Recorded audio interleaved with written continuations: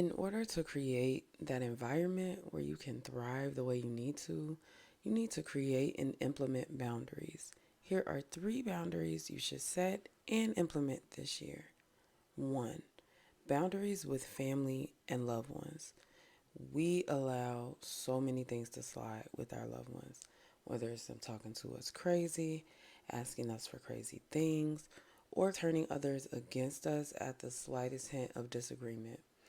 For some of you, it's not even that. For some of you, it's them being unsupportive, not being happy for your achievements, making smart comments under their breath, or being just plain old passive aggressive. We give passes to people we love because we love them. Other times, we get used to the ill treatment and it becomes normal for us, so the aggressions are harder to recognize. I've linked an article below that helps you identify toxic aggressive behavior.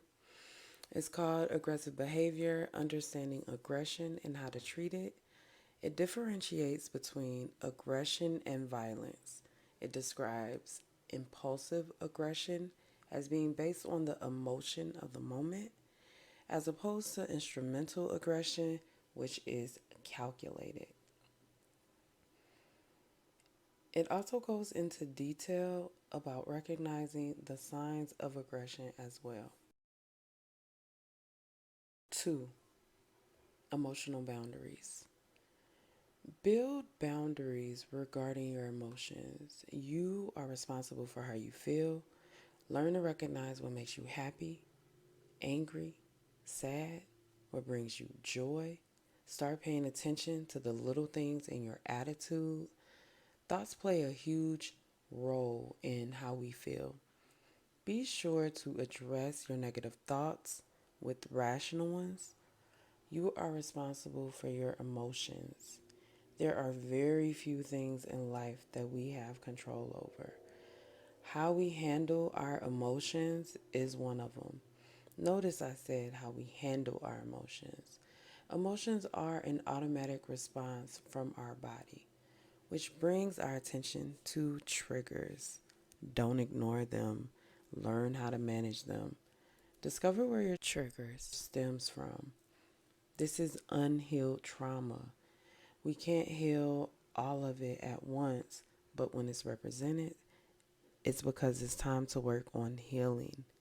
It can be difficult, but triggers can serve as a guide to our healing process. When we learn about ways that we were mistreated, it's important that we recognize it and don't focus on blaming another party. Sure, wrong is wrong, and they shouldn't have done what they did, but blaming them and waiting for their karma to come will only make healing more difficult. Their actions are based on who they are. Who you are is based on your own actions. Your healing process takes precedent. Sometimes we need to heal from others' actions, and sometimes we need to heal from our own. And it's always a good time to begin healing. In the article, How to Identify and Manage Emotional Triggers, you'll learn that triggers can cause intense emotional reactions and anxiety. In the moment, take deep breaths and remove yourself from the situation if possible. Article is linked below. This is one way to establish boundaries for your emotional well-being. When you express to someone you care about that they triggered you, you have a past and their behavior brought it up, they should show some type of remorse. Not because they did it intentionally, but because their actions resulted in your emotional pain, and we just don't prefer to cause pain to those that we love.